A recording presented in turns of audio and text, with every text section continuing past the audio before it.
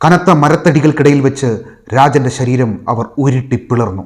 ശബ്ദം പുറത്തു വരാതിരിക്കാൻ ബീരാൻ എന്ന പോലീസുകാരൻ വായിലേക്ക് തുണി തിരുകി കയറ്റി. പിന്നീട് കേട്ടത് മനുഷ്യ മനസാക്ഷിയെ മരവിപ്പിക്കുന്ന വാർത്തകളാണ്. നമസ്കാരം.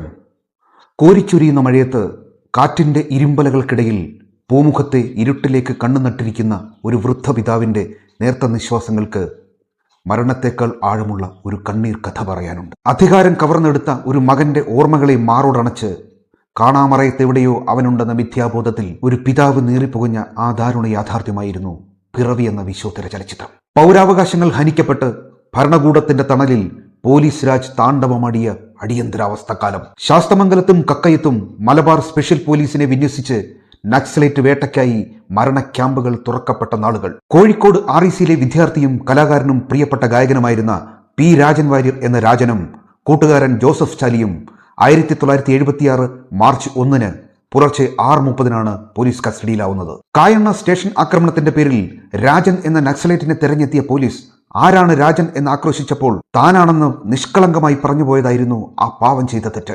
അന്നത്തെ മുഖ്യമന്ത്രിയെ പരിഹസിച്ച് ഗാനം അവതരിപ്പിച്ചതിനാണ് രാജനെ അറസ്റ്റ് ചെയ്തതെന്നും പറയപ്പെടുന്നു. DIG ജയറാം പടിക്കലിന്റെ നേതൃത്വത്തിലുള്ള കക്കയം ക്യാമ്പിലേക്ക് അവർ കൊണ്ടുപോയത് 2 മനുഷ്യരെയായിരുന്നില്ല, ഒരു പിടി സ്വപ്നങ്ങളെയായിരുന്നു. പ്രിൻസിപ്പൽ ബഹാവുദ്ദീന്റെയും അധ്യാപകൻ അബ്ദുൽ ഗഫാറിന്റെയും സമയോചിത ഇടപെടലുകൾ കൊണ്ട് പോപ്പുലർ ഗ്രൂപ്പ് പങ്കാളിയുടെ മകനായ ജോസഫ് ചാലിയം രക്ഷപ്പെട്ടെങ്കിലും രാജനെ കാത്തിരുന്നത് നരകയാതനകളായിരുന്നു. Sub inspector Pulikkodan Narayanan, Jayarajan, Lawrence, Velayudhan എന്നീ പോലീസുകാർ ചേർന്ന് ആ ചെറുപ്പക്കാരനെ ക്രൂരമായി മർദ്ദിച്ചു. കനത്ത മരത്തടികൾക്കിടയിൽ വെച്ച് രാജന്റെ ശരീരം അവർ ഉരുട്ടിപ്പിളർന്നു. അസ്ഥികൾ തകരുന്ന വേദനയിൽ ആ ചെറുപ്പക്കാരൻ നിലവിളിച്ചപ്പോൾ ശബ്ദം പുറത്തു വരാതിരിക്കാൻ ബീരാൻ എന്ന പോലീസുകാരൻ വായിലേക്ക് തുണി തിരുകി കയറ്റി. ഉരുട്ടലുകൾക്കൊടുവിൽ രാജന്റെ ശരീരം നിശ്ചലമായി ചലനമറ്റ് തണുത്തുറഞ്ഞു കിടന്നു. പിന്നീട് കേട്ടത് മനുഷ്യ മനസാക്ഷിയെ മരവിപ്പിക്കുന്ന വാർത്തകളാണ്. വയർകീറി പുഴയിലെറിഞ്ഞെന്നും പെട്രോളും പഞ്ചസാരയും ഒഴിച്ച് കത്തിച്ച് ഉരുക്കുഴി വെള്ളച്ചാട്ടത്തിലെറിഞ്ഞെന്നും എന്തിന് കൂത്താട്ടുകുളത്തെ മീറ്റ് പ്രോഡക്റ്റ് ശീതീകരണ മുറിയിലിട്ട് കൊന്ന് കൊത്തിനുറുക്കി പന്നികൾക്ക് ഭക്ഷണമാക്കി എന്നും വരെയുള്ള ഭീതിപ്പെടുത്തുന്ന വെളിപ്പെടുത്തലുകൾ പുറത്തു വന്നു. ഗണിതാധ്യാപകൻ മുരളീധരന്റെ നിർദ്ദേശപ്രകാരം കക്കയം ക്യാമ്പിൽ മകനെ തിരഞ്ഞെത്തിയ പ്രൊഫസർ ഈശ്വര വാര്യർ പക്ഷേ മകനെ കണ്ടെത്തിയില്ല. എനിക്ക് ഉടുപ്പിട്ട് പോയി പിടിക്കാൻ കഴിയില്ലല്ലോ എന്ന് അന്നത്തെ മുഖ്യമന്ത്രിയും കൈയൊഴിഞ്ഞപ്പോൾ ആ അച്ഛന്റെ നെഞ്ചു പിളർന്നു. ഒടുവിൽ 1977 മാർച്ച് 25 ഇന്ത്യയിൽ ആദ്യമായി സമർപ്പിക്കപ്പെട്ട ഹേബിയൻസ് കോർപ്സ് ഹർജി രാജ്യത്തെ ഉറപ്പിച്ചു.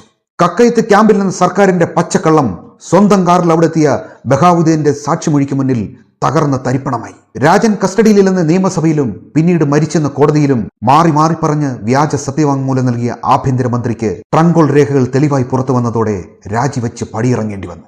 2021 ഇറങ്ങിയ തമിഴ് സിനിമയായ ജയ് ഭീമിൽ രാജൻ കേസിലെ ഹേബിയൻസ് കോർപ്സ് ഹർജി പരാമർശിക്കുന്നുണ്ട്. പക്ഷേ നിയമത്തിന്റെ വിടവുകളിലൂടെ പ്രതികൾ രക്ഷപ്പെട്ടു. മൃതദേഹം കണ്ടെടുക്കാൻ കഴിയാത്തതിനാലും മർദ്ദനമേറ്റാണ് മരണമെന്ന് തെളിയിക്കാൻ സാധിക്കാത്തതിനാലും പ്രതികളെല്ലാം കുറ്റവിമുക്തരാക്കപ്പെട്ടു. 2000 അമ്മ രാധയും 2006 ഏപ്രിൽ 14 85-ാം വയസ്സിൽ ഈശ്വര വാര്യരും കണ്ണടച്ചു. എന്റെ മകനെ എന്തു ചെയ്തു എന്ന ചോദ്യം ഈ ലോകത്തിനു മുന്നിൽ ബാക്കി വെച്ച് ആ വൃദ്ധഹൃദയം ഇടനെഞ്ചു പൊട്ടി ഈ ലോകത്തോട് വിട പറഞ്ഞു.